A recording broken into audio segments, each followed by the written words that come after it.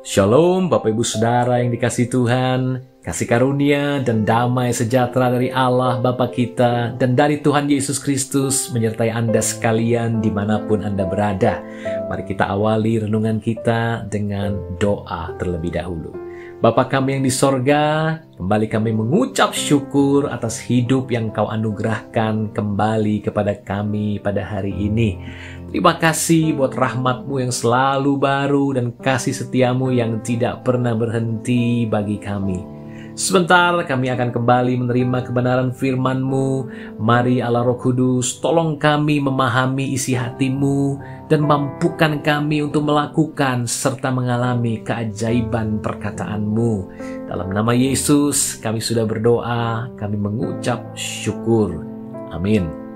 Tema renungan kita pada hari ini adalah selalu bertumbuh.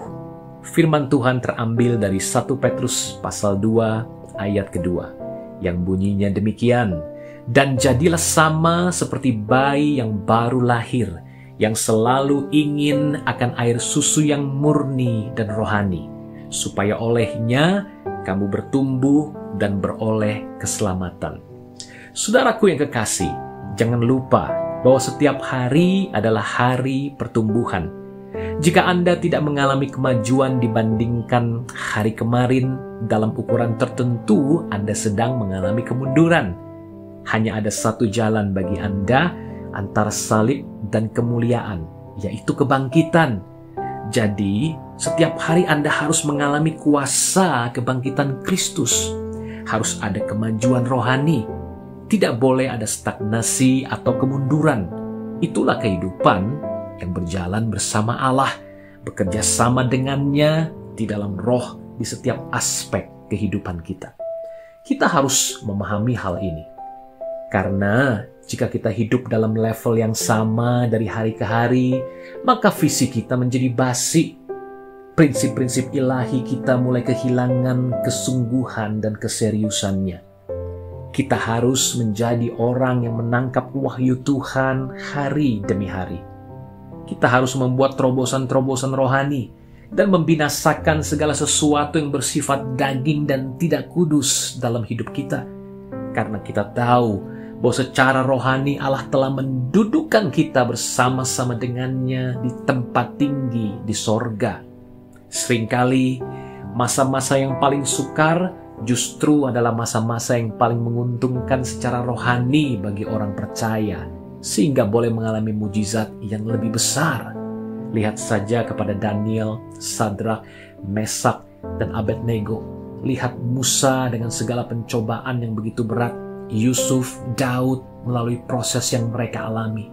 Saudaraku yang kekasih, jika Anda membaca Alkitab, jarang kita temukan masa-masa yang mudah. Justru seringkali kemuliaan Allah dinyatakan dari masa-masa yang sukar.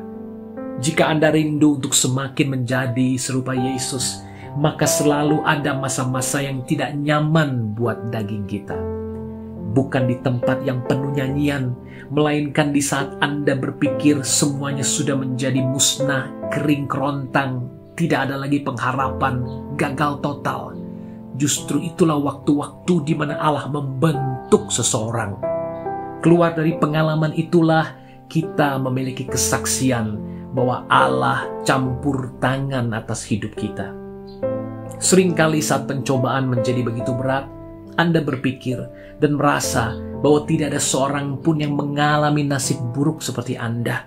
Anda mulai cemas, sulit tidur, bingung, tidak tahu apa yang harus dikerjakan. Namun firman Tuhan berkata, anggaplah semua itu sebagai kebahagiaan. Karena Anda sedang di tempat terbaik untuk pertumbuhan dan iman yang kokoh. Karena di mana Anda tidak tahu lagi apa yang harus Anda lakukan, itulah kesempatan emas untuk berpaling kepada Allah, sumber segala jawaban dan mujizat Anda. Mari teruslah bertumbuh melalui segala persoalan yang menghadang dalam kehidupan kita, sampai rupa Kristus semakin dimanifestasikan di dalam hidup kita. Mari kita berdoa. Bapa kami yang di sorga, terima kasih atas keajaiban firman-Mu. Terima kasih atas masa-masa sukar yang Engkau izinkan terjadi. Kami bertobat dan minta ampun jika kesulitan terjadi memang karena konsekuensi dari kesalahan kami. Namun jika kami sudah menjalani hidup yang seturut firman-Mu dan kesulitan masih Engkau izinkan terjadi, kami percaya bahwa ada maksud dan tujuan mulia yang sedang Kau kerjakan di dalam kehidupan kami. Itu sebabnya kuatkan dan teguhkan iman kami, supaya kami dimampukan melalui proses sekalipun tidak nyaman. Kami percaya semakin berat yang kami lewati, semakin besar ujian yang kami hadapi, semakin besar pula iman kami akan jadi kokoh dan kuat. Kami juga berdoa agar hal serupa Engkau kerjakan bagi keluarga kami, rekan, teman-teman kami, dan mereka yang sedang ada dalam proses yang berat di dalam hidup mereka. Supaya kami semuanya, mereka juga terus berpaling hanya kepada Engkau, mengandalkan Engkau, percaya penuh kepada firman-Mu, dan kami boleh semakin kuat dan rupa Kristus semakin nyata, dan akhirnya hidup kami semakin memuliakan Tuhan. Terima kasih Bapa di surga, kami terima jawaban doa, mujizat, pembentukan di dalam nama Tuhan Yesus Kristus. Haleluya. Amin. Demikianlah renungan kita pada hari ini. Saya yakin dan percaya kita semua sudah diberkati berlimpah-limpah oleh kuasa firman Tuhan. Sampai jumpa lagi dalam renungan yang akan datang.